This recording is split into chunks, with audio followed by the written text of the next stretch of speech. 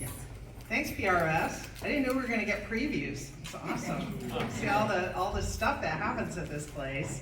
I'm Sarah Russin, the Executive Director of LACE, which is Los Angeles Contemporary Exhibitions.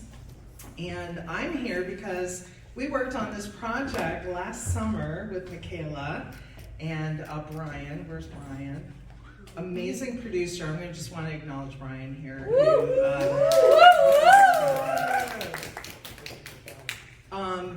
Just a quick note, probably a lot of you came to how many of you came to the live performance this summer? Just curious. Okay, not everybody. So this is cool. I'm so glad that there's some people here who didn't see it live, and this is the first time I'm seeing the film, so I'm super excited about it. We decided to shell out for the drone photography, and I've heard it was worth it, so that's integrated into the film today. But if you don't know about LACE, I just want to take a quick moment to tell you about us. LACE is the longest running artist space in LA. We were founded in 1978 by a group of artists and downtown, and moved to Hollywood in the early 90s, so we've been around for over 40 years. On the boulevard, my joke, many of you have heard before, between the stripper shop and the bong shop. People go, where are you on the boulevard? That's where we are. We, right now, if you drive by, we're all boarded up because we're renovating our gallery. We're super excited about it. We'll be back in 2025. It's rather involved. It will be the safest earthquake spot in all of LA. They're really taking their time with that. In the meantime, it has given us a chance to do some roaming programming, and it was one of the reasons why we really wanted to work with Michaela on this. Is wow, we can do this amazing project outside, out in the world, and we did this out in Zorthian Ranch, and they'll be, after the film, be talking about that, Michaela with Carlo and Jay, the collaborators on the project. Beautiful collaboration. I want to make sure if you didn't get one of these on the way in, that you should pick one up. There's some beautiful writing by Michaela, other thoughts to give context for this project as a work of art. I consider this performance actually quite an amazing work of art. The whole thing and the ultimate and collaborative art form, all the different things that come together to make something like this happen. So there are many of the collaborators are here today. And I want to thank the LACE team for working on this, who's kind of quietly behind the scenes. And Camille's not here today. She's our communications coordinator. She worked a lot on the communications for this. And then Juan Silveria, who's behind me, is and then we have a new curator who started after we did the project, but I want you all to know who she is, and that's Selena Preciado. And our deputy director, Fiona Ball. So thank you all. If you aren't on the LACE mailing list, we'd love to get you on that. So we probably, I don't know if we have our clipboard out front, but we'll figure that out. And we're going to have Juan say a few words, and then Michaela. Thank you so much for coming. Hi everyone. So it feels really good to have you all here join us and share space with us. Before I hand over the mic and the stage to Michaela, I'd like to share with you our land acknowledgement. LACE recognizes our presence on Tawangar, Los Angeles County, the unceded ancestral lands of the Gabrielino Tongva people, who are its original and rightful caretakers and whose connection to the land, water, and culture we benefit from at the cost of genocide, theft, and exploitation. LACE is committed to uplifting artists, curators, and cultural workers who are burdened and attacked by the weight of white supremacy on multiple fronts across their lives. On institutional interpersonal levels, we strive to understand our place within the structures of settler colonialism and act with allyship. We are continuously learning that we each have a responsibility to Tawangar and both its ancestors and descendants. We understand that sharing a land acknowledgement is not enough. LACE is committed to actively listen to, learn from, and champion Indigenous artists, curators, and cultural workers who are fighting for justice, Native sovereignty, and liberation. All right, without further ado, Michaela.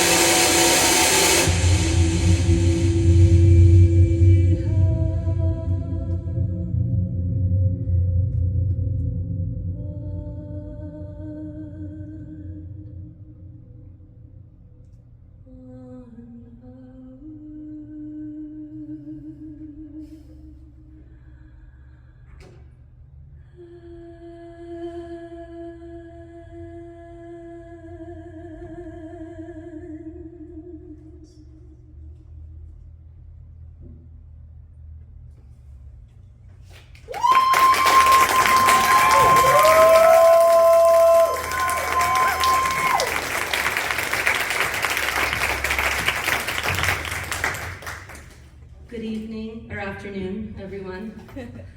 Thank you so much for being here. I would like to thank Lace for hosting this event and the PRS for welcoming me back into their magical space. Mango said earlier, it's the Philosophical Research Society, but this afternoon it's the Filipino Research Society. It was actually a little over a year ago that I stood at this very platform in this space to discuss my body of work and the initial concepts for this opera. So it feels like a very full circle moment to return here today. And I'm just really full of gratitude that you all are here. This afternoon I have the honor of sharing with you all the film documentation of my most recent opera, Apolaki, Opera of the Scorched Earth, which premiered in July of this year at the Zorthian Ranch in the foothills of Altadena, California. This is a sequel to the opera film I made in 2021 called Bakunawa, Opera of the Seven Moons, and is a continuation of this work celebrating and reimagining the pre-colonial mythology of the Philippines through a diasporic lens. This is our dance with the ancestors. While we originally never intended to turn the documentation into a fully edited version of the performance, I was thrilled and honored when Lace approached me asking about the possibility of showing it. My collaborator and fellow Philam, Dalton Panganiban, is an amazingly talented videographer and editor. He and I, but mostly he, have been working tirelessly to edit together the footage into a fluid and enjoyable film document for your eyes and your ears. While the immersive magic of that live performance of this unique project could probably never be captured fully onto film, I think that we did an excellent job of giving those of you that weren't able to be there a glimpse into the magic of that weekend. And for those of you that were, this will be a lovely reminder of the joy we experienced that weekend together. I am extremely proud of this work.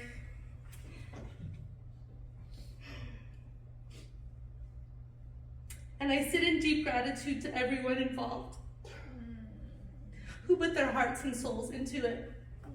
Through the heat, literally the heat wave that happened the week we loaded in. The blood, the sweat, the tears, and of course, in very Filipino manner, the laughter. We made something really special together.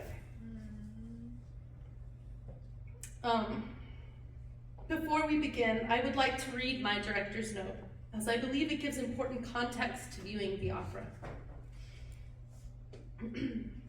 I begin with a quote from Isabel de los Reyes, El Folklore Filipino.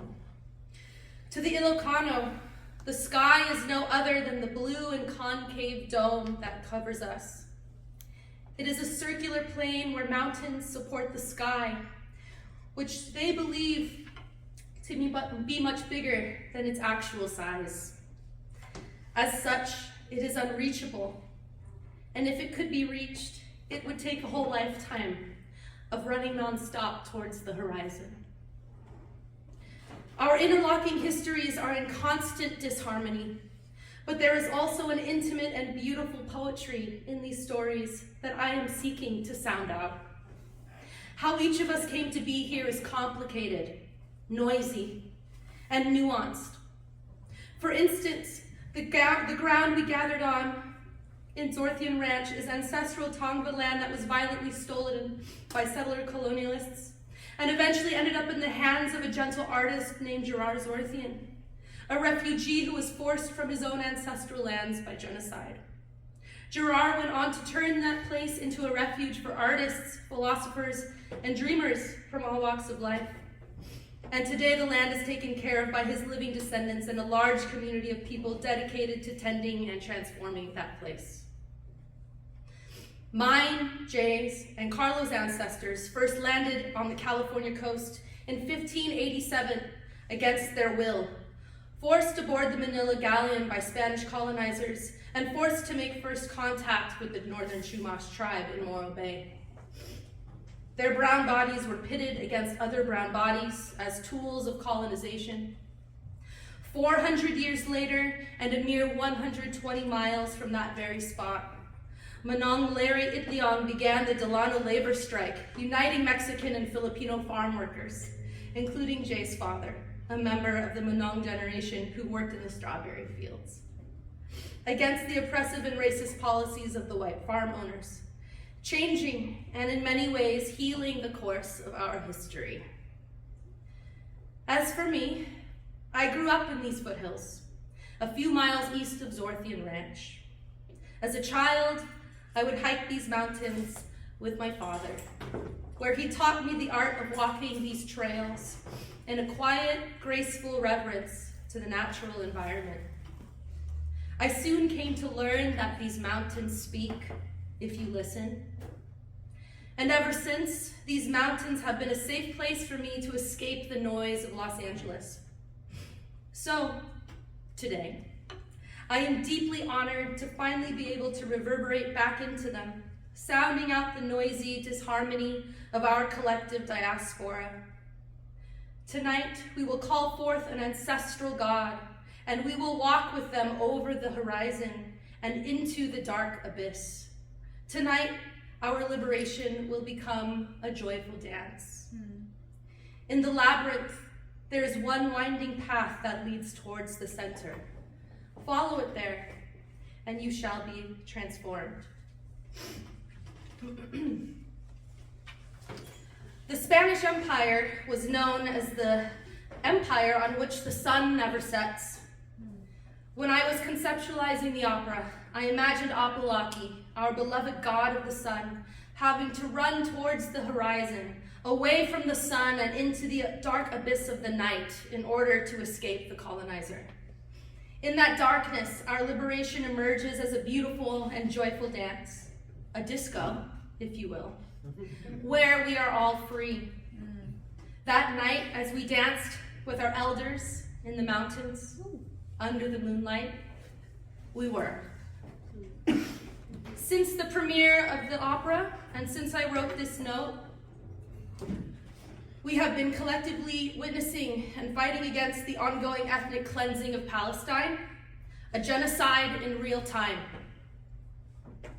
It has been surreal, terrifying, nauseating, heart-wrenching, and enraging. I have found myself living in a newfound state of dissonance unlike anything I have experienced before in this lifetime. Perhaps that is the naive privilege of being an American.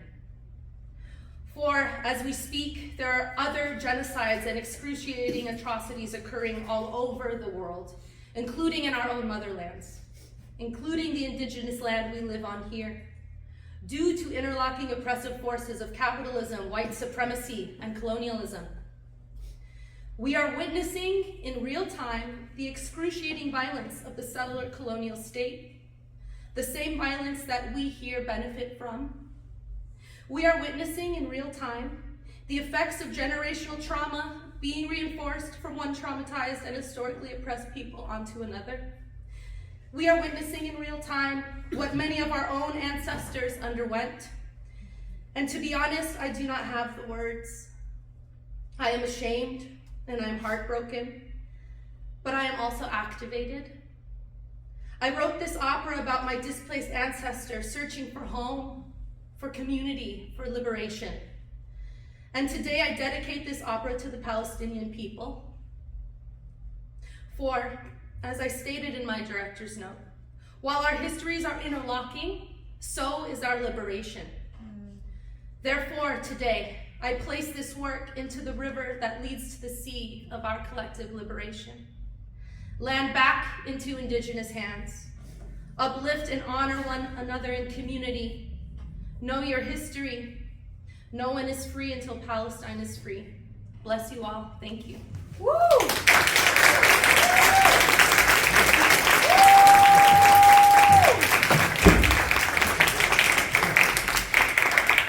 Questions after the piece? We're going to put them outside and you can touch that. Cool. All right. Hi. Hello. Okay. I'm going to sit here. You have your little microphones. We're going to do check, check, check. Check, check. Love it. You have your Check, fans. check, check. You have your fan. Can someone get Carlo his fan? It's gonna get warm. We need fan. each of my collaborators to talk a little bit about their creative processes for this opera. I want to begin by introducing Carlo Maghirong and Jay Carlone. The three of us have been in creative conversation and community together for at least the last year and a half, but I know Carlo and I have known each other a bit longer. Their friendship and collaboration has been a life force for me and has deepened my perspective and experience of what community, kapwa, and kapwa can really be. We are in the process of expanding and involving our collaboration with Sydney Cohen of Vintage Gallery as well. Shout out Sid. So stay tuned for more announcements of events, talks, and projects emerging soon. Wink, wink. I'm going to give the mic to Carlo. Well, he has his own mic. So to talk about the central component to the opera, which was the labyrinth. Carlo is an amazingly talented set and installation designer amongst his many other talents. Let's give Carlo a hand. I have no media training, so if I need to speak up, just tell me, like. You gotta just hold it right here close to the Right mouth. here, very close. Yeah. How close do I get? Your lips can touch Okay, the got foam. it. All right. So I guess we should start with why a labyrinth. When Michaela sent me this task, we did a lot of reading about what a labyrinth is and what a labyrinth should be. And classically, that just means the longest path possible to the center without a sorry. I mean, it is the longest path to the center, Yeah. like a pendulum-like movement away to and from it. And I think it's at least from how I understand this reading, or from my reading, is that it's a spiritual wayfinding tool. So what does that mean to this Pilgrimage. Well, what does it mean for a god to make Yes. this pilgrimage, especially someone who is escaping their own country, right? And how do they find their way back home? And so this idea of a pilgrimage or migration or like a forced migration was really interesting for me. And so how do we create that in the lens of Filipinos? And so I started with the writing, with the script of Baybayin, which is visual. This is a visual evidence of our culture that's been passed down. And so these are the four characters that make up the name Apolaki, and I kind of wanted the process to be reflective of what migration looks like. And so how do we And so I was thinking about it, how do we create these characters and make them move through space? And I was thinking about the cursive writing style, like a Western writing style, in order to kind of dilute this Eastern writing into a Western kind of manifestation of that. And then we then sorry, I'm losing my space here. We arranged it in this kind of spiral in order to create a center, and we connected it all together to form the heart of the labyrinth, and that's when we kind of extruded everything out. And this kind of becomes his sigil, almost, a way of seeing his history as well as what has been lost, because obviously we don't have the same kind of detail with the language as we once did, and I think that's kind of I'm using that as a metaphor to create the shape of the labyrinth, and so that's how we got there. Beautiful. I just am so thrilled and honored. I thought the design and the meaning behind it was so powerful, and the drone footage we have of it is just amazing. And I really wanted something about kind of our radical collaboration is I really kind of create a container and then give them total trust to fill that container with their soul, their intellect, everything that's with you. And the labyrinth from above, the audience doesn't get to see it from above. It's for the ancestors. Right. So I just love that idea of it, that it exists in this other dimension that we can't see in the present moment.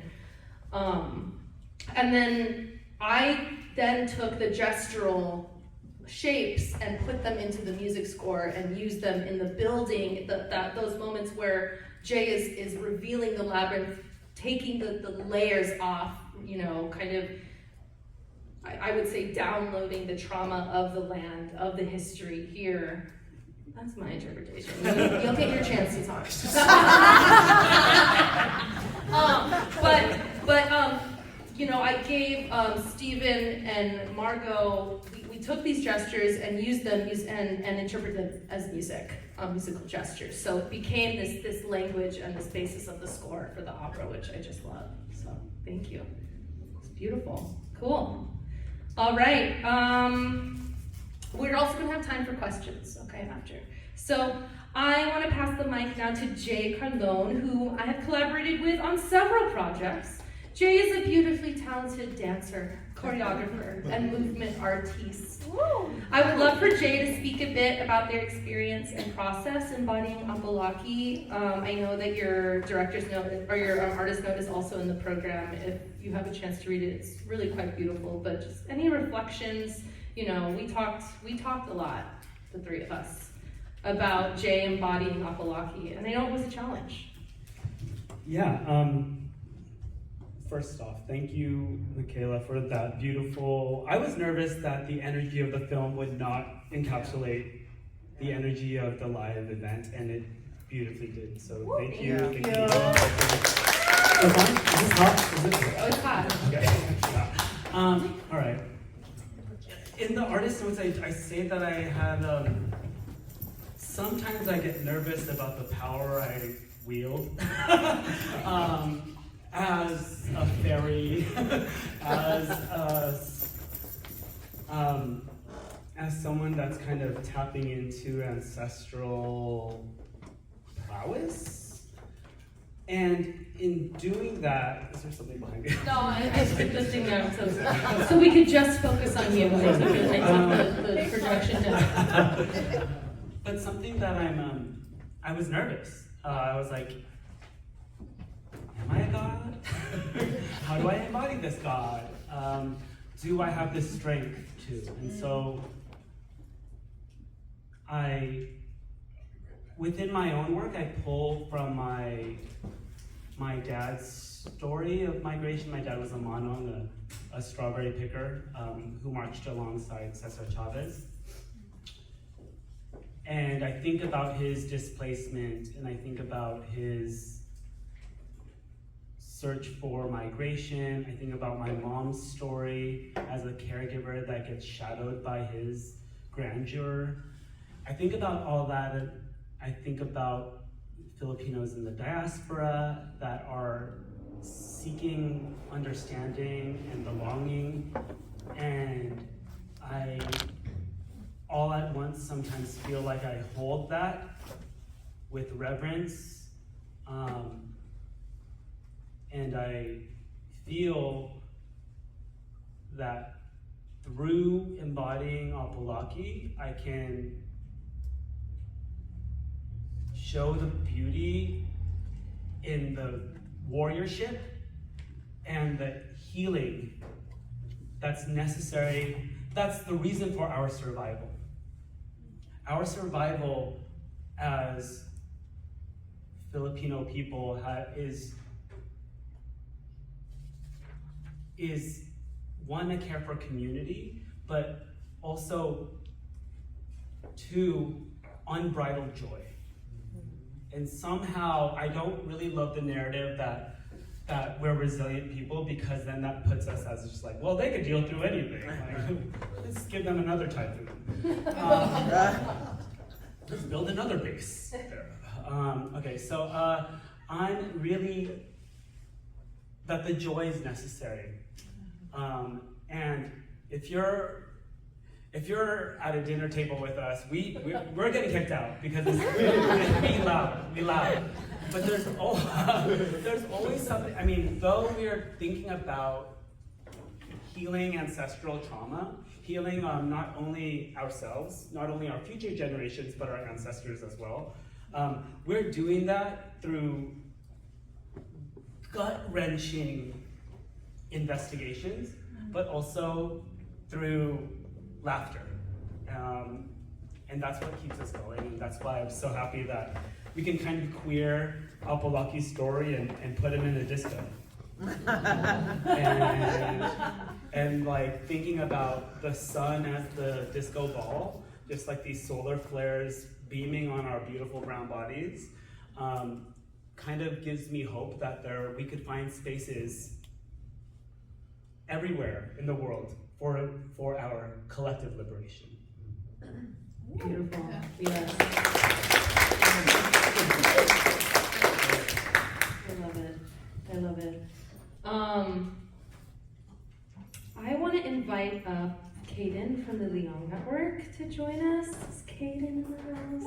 Woo-woo! I invited Leong Network here to table and speak a bit about what their organization does, who they advocate for, and why Filipino Americans and Filipinos in the diaspora, why we should care, and what we can do to continue being advocates for rights back home. Well, we got a chair for you right here. You got a water bottle too. So thank you, Kaden, for joining us today. I was wondering if you could maybe just talk a little bit about who Leong Network is and what you all are doing and maybe your main campaign right now. Yeah, my name is Kaden and I'm part of Leong Network. And we are an international advocacy network that directly works with Indigenous people and peasants in the Philippines. And Indigenous people in the Philippines are at the forefront in the Philippines and internationally around the world in leading environmental activism, human rights activism. We're seen in Palestine currently, in the Congo, and in the Philippines. And so we work in supporting them and work directly with them. And our current campaign is the Defend the Defenders campaign, and we are supporting activists as activism is getting increasingly harder to do in the Philippines. And also Filipinos' solidarity around the world is also getting harder. Just this week, someone from Anakbayan, Switzerland, I think, was detained in the Philippines when they were just going to visit family and were detained unlawfully and deported immediately. And so it's getting harder and harder to do that. And yeah, we work to support the Lumad struggle specifically, but also the broader Filipino struggle. And I think a question we ask ourselves, and I think is important for all of us, especially creatives that have Filipino American creatives that have platforms, how can we help? How can our art be a call to action? And Yeah, that's a great question.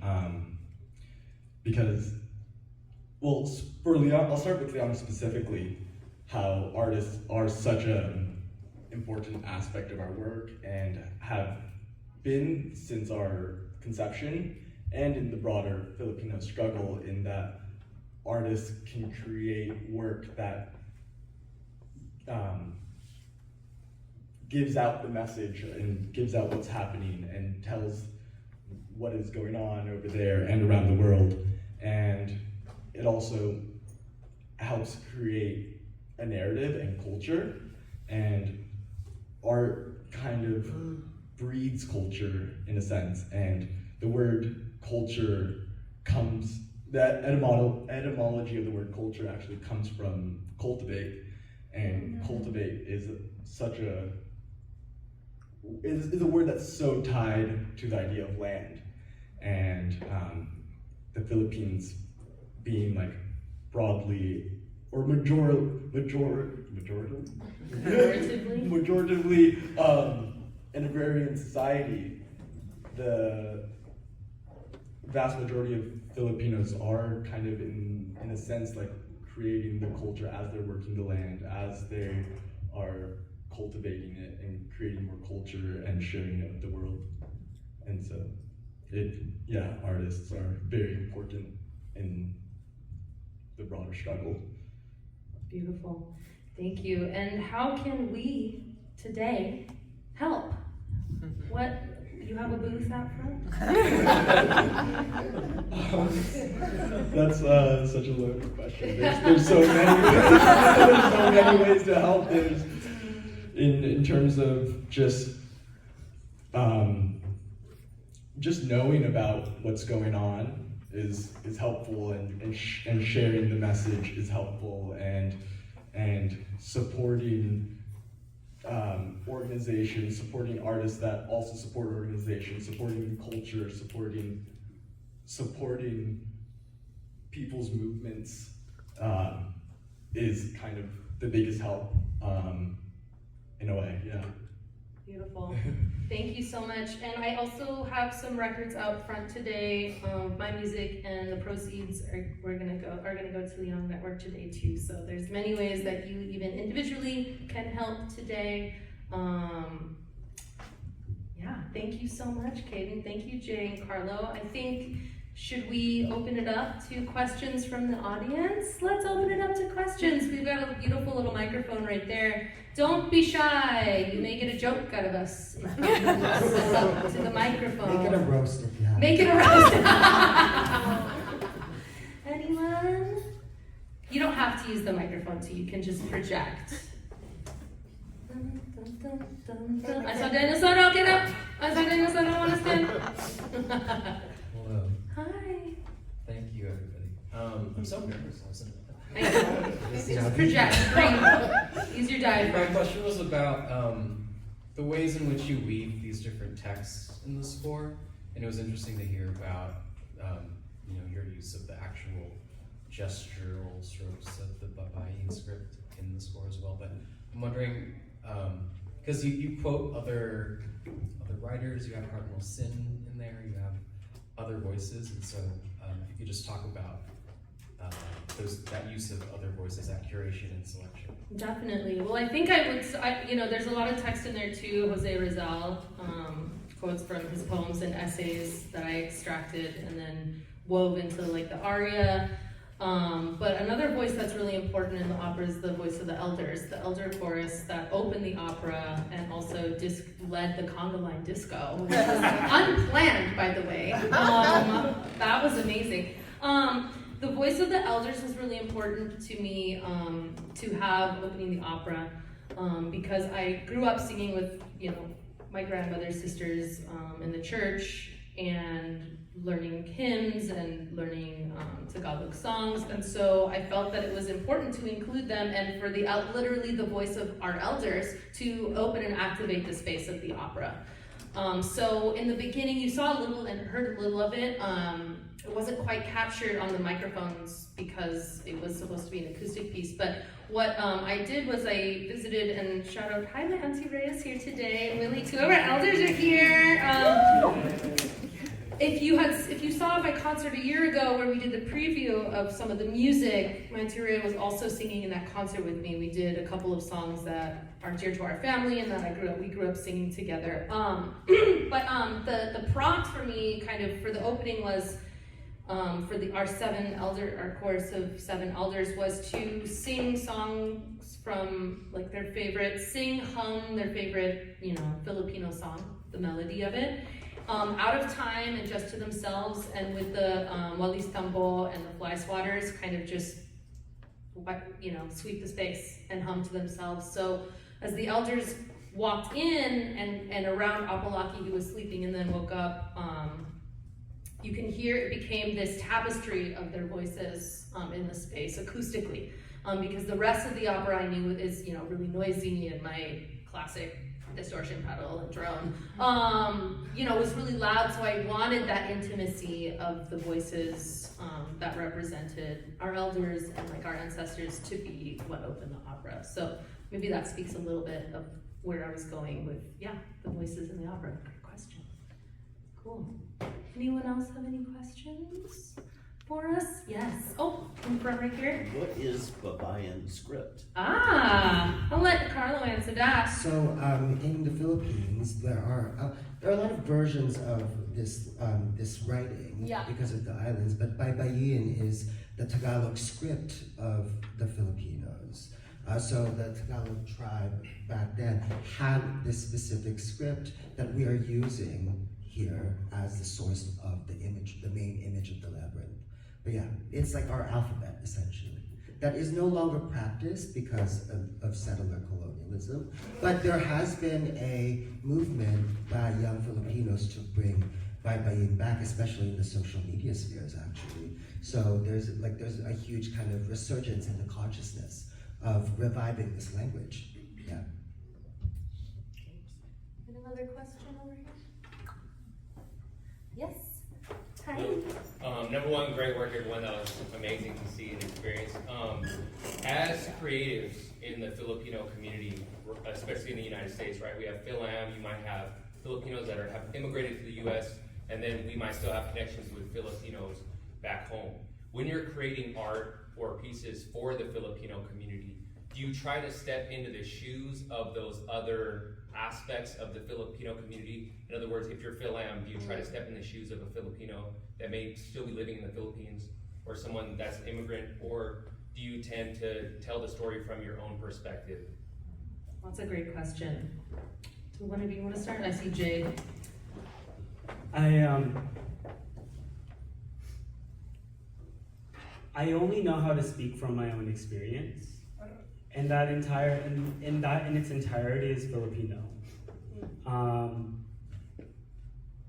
I also have a deep fear of performing and doing work in the Philippines for many reasons, because I have that in addition to, I'm probably the most confident and insecure person you'll ever meet, but I will in the same breath say I'm the most Filipino and also say I'm not Filipino enough because I don't speak Bisaya. That's like my family's dialect. But I know I'm Filipino. I don't have to prove it to anyone, but I do feel like there's, I say this a lot, the more specific you get with with the story you're trying to tell, the more universal. And so I'm not gonna be like, all right, every Filipino loves lumpia, and every Filipino likes the tinikling, so I'm not gonna stay in that world. I'm gonna go deeper into what does it mean to be a child of a migrant worker who worked in the fields for 64 years and left his family in Central Visayas in the year 1929 to send money back home to the Philippines. That's the story I'm gonna tell. And that's the hella Filipino story. Mm-hmm. Not the karaoke and lumpia, which I love. We love them. We love them. I'll see you there. We're gonna do karaoke. We're more than that. Yeah. I mean, and I think something really great about, our collaboration, also just the wider Filipino community that we've met through making work together is we all have such different stories. Just the three of us have really different backgrounds, histories. Jay and I were both born here in the States. Carlo, you were born back home. And I love the conversations that we have about, again, our interlocking histories, but also the dissonances between them and the points where we don't maybe understand each other at some times, and we use the work to understand. Exactly. I think we really stitch each other perfectly, because sometimes there are, we forget what the differences are in the diaspora for all Filipinos. Also for Filipinos from different regions as well. Mm-hmm. I think that sometimes I often rely on what is being underrepresented, and I am also sometimes at fault at overrepresenting a certain kind of mainstream Tagalog perspective, when in fact we have so many people in our communities from Visayas. And I actually just met someone yesterday from Mindanao, which was probably the first person I've ever met from Mindanao, which was kind of an honor to me. And so we don't try to make work for a general Filipino community. Like Jay said, it's Filipino because Filipino people are making it. It's not because we are trying to inject it with some sort of cultural value. It already has cultural value because we are making it from our perspective. So beautiful. Mic drop. Any other questions or comments? Yes. Hi, I'm Kayla. Hi, everyone. Great job. Great film. So, over the last few years, I've seen you work with your elders a lot, and your family, and your work. And I I'm really interested in how that's maybe radicalized your elders, being an experimental. That's right behind you there. Perspective on what the culture is or what the culture becomes. I would love to hear that too. I mean, I can say from my perspective, it's been really beautiful to have my family involved in this work. It's affirming. I think it's deepened our ties together. And I also have to say, side note, it's interesting because when I actually first got the Labyrinth, I'm gonna tell a funny story right now. When the inspiration for the Labyrinth, I got an ancestral reading from our dear Asher Hardman. I'm sure a lot of you in the room know Asher. And he was gonna give me an ancestral reading, and I was like, oh, I'm gonna get connected to the Filipino ancestors, like Lapu Lapu's gonna come through this thing right now and bless me. And in it, I actually got connected to my father's ancestors. My Irish and German ancestors came through, and I was like, oh my gosh, okay. And the Irish especially were really chatty in the reading. And they were like, you need to dig in a little more here on the other side. And so I actually started researching Irish stories, and I came upon the Labyrinth through researching my Irish descent. And then, obviously labyrinths are ancient tools that have existed worldwide. But so I just thought that was an interesting side note to bring in both sides of my family, because that is also another experience of the of the Filipino American identity, is also being mixed. Okay. And so shout out to Dad. Hi, John. But I don't know, do Auntie Rhea and Willie are here. Do you want to say a little something about what the experience was, me dragging you into an experimental opera, a noise opera in the height of summer in the heat on a ranch?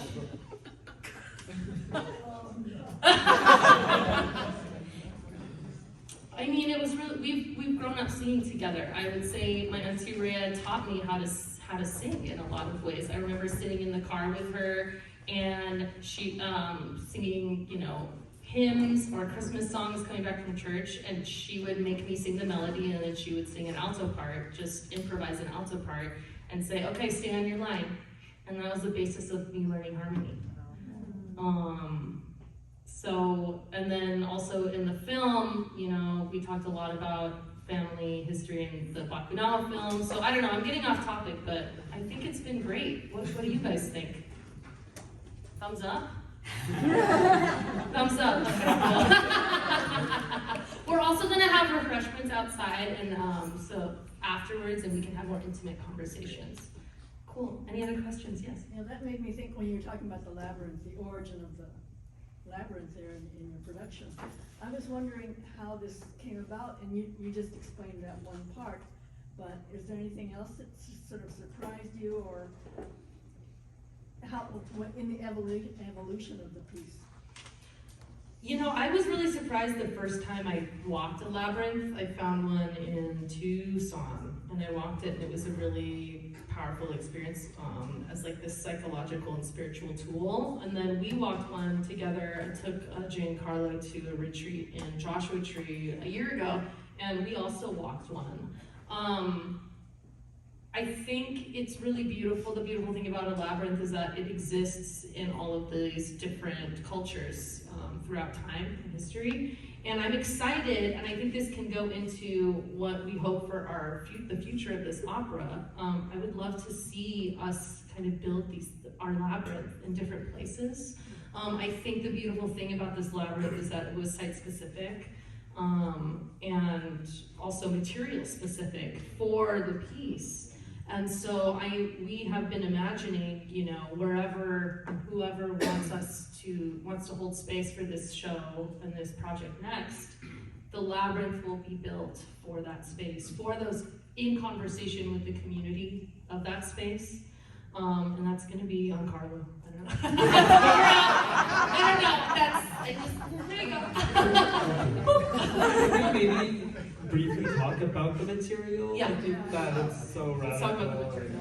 Yeah, I think the material choice was very strange. Like we arrived at that choice like in such a peculiar way. I Yeah. think for me, when I make work, I think about, at least this is like the ethos of the work that I make, is how do you convey otherness, because that's my experience as an immigrant, and wanted to imbue that in the labyrinth itself as like trying to empathize with this character, Apolaki, as a migrant as well. How do we manifest that in a material? And we looked at the space and we weren't allowed to alter it. And so I asked myself the question, like, what would be the most out of place thing?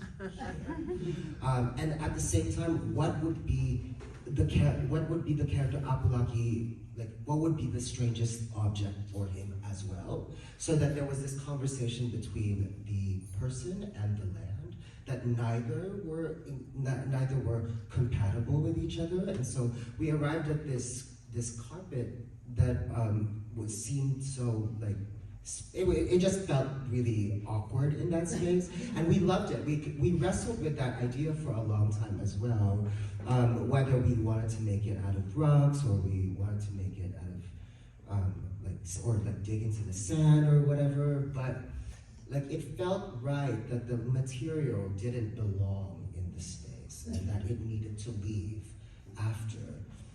But at the same time, really make an impact for when it does arrive. So that's how we got there. It was carpet. It was carpet, yellow carpet. I asked for a red carpet. But I can't give him everything he wants. He has so demanding of it. I know, where's my champagne now? Yeah. I like the idea of, I also like the temporality, like knowing that this this portal that we're creating, this sigil, is something that comes and goes. It was really important, and I think that speaks to a lot of, well, I know Michaela and myself, a lot of our performance work is rooted in ritual, and ritual is supposed to symbolize a transition between one state to another state, and if we're working towards collective liberation, I feel like I need to take a step back. A lot of people are like, are you gonna do it again? And I'm like, well, we can't do it again then, and we can't go back to Zorthian and do it again. It would feel weird. And the material might change, and what's happening sociopolitically might change, so the ritual might evolve. So the work is constantly living, and the ritual that we're creating, that we're performing, has to fit the time and space. And so when we're moving forward, we don't know what the next version of this is going to be, but we know that it'll be something different. We do know that. We know it'll be fun. We'll have fun no matter where we are. Yeah, we won't do it in July though. That will be in my contract. That will be a contract, not cutting carpet in 100-degree weather. Beautiful. Thank you all. I think we're gonna wrap it and have refreshments outside. Come say hi to us. Thank you all so much for being here. This film is going to be online in the Lace Archive, so it will be available to watch and enjoy.